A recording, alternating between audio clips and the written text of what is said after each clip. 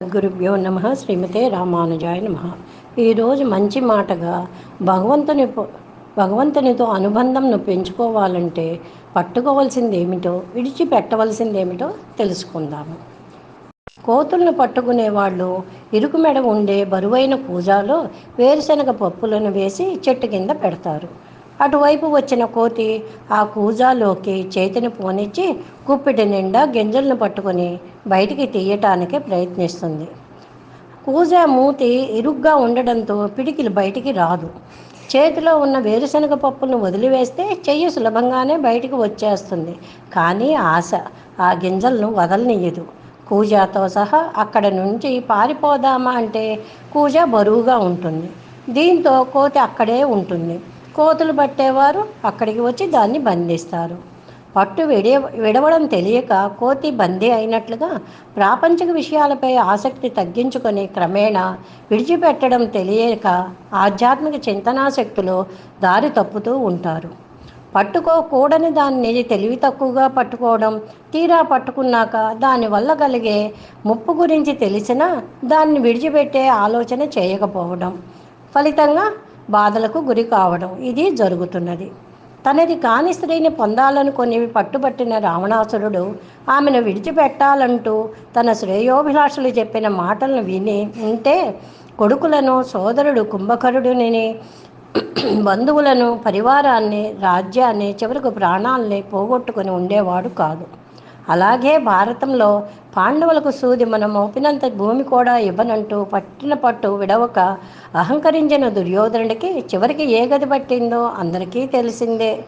దురదృష్టం ఏమిటంటే బాహ్య విషయాలపై పట్టు గురించి ఆలోచిస్తామే కానీ మన అంతర్గత ఆధ్యాత్మిక విషయాల పట్ల పట్టు సాధించడానికి ప్రయత్నించాం.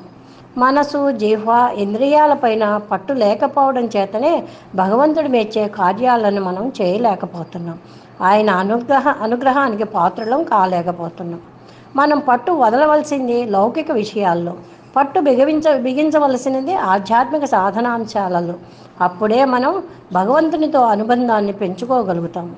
ఉదయం ఆకాశం ఎరుపు రంగుకు తిరిగితే చాలు, ఇక సూర్యుడు వచ్చినట్లే. చెట్లకు పూలు పూస్తే చాలు, ఇక ఫలాలు వచ్చినట్లే. అలాగే నీ అంతఃకరణంలో దైవీ సంపద కూడుకుంటే చాలు, ఆత్మజ్ఞానము, తద్వారా పరమాత్మ నీలో ప్రవేశించినట్లే. కనుక ఈ అధ్యాయంలోని విశేషాలను చక్కగా గ్రహించి అసురీ సంపదను దూరంగా త్రోసివేసి దైవీ సంపదను ఆహ్వానిద్దాం, వృద్ధి చేసుకుందాం. వేదాంతంలో జీవుణ్ణి పక్షితో పోలుస్తారు. పక్షికి ముఖం సన్నగా ఉండి రెండు కళ్ళు ముఖానికి అటు ఇటు ఉండి వేర్వేరు దృశ్యాలను చూపిస్తాయి. కానీ మానవుడిలో ఆధ్యాత్మికమో ప్రాపంచికమో ఏదో ఒక దృష్టే ప్రబలంగా ఉంటుంది. ఆధ్యాత్మిక దృష్టి ఉన్నవాడు ఇంద్రియాలను, మనస్సును స్వాధీనంలో ఉంచుకొని తనలోనే ఉన్న పరమాత్మను తెలుసుకునే ప్రయత్నం చేస్తాడు.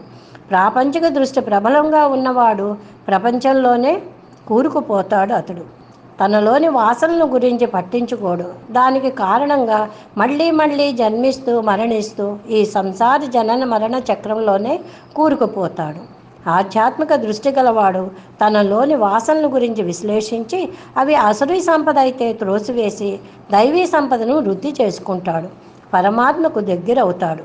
తన మూర్ఖత్వ ప్రవర్తనతో జీవించి ఉండగా మరణించడమా, లేక విజ్ఞానము మరియు దైవజ్ఞానంతో మరణించిన తర్వాత కూడా జీవించి ఉండడమా, ఏది కావాలో మనమే నిర్ణయించుకోవాలి.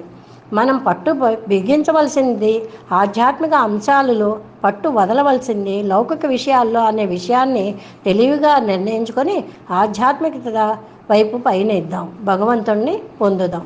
జై శ్రీమన్నారాయణ. సర్వం కృష్ణార్పణమస్తు. శ్రీమతే రామానుజాయ నమః.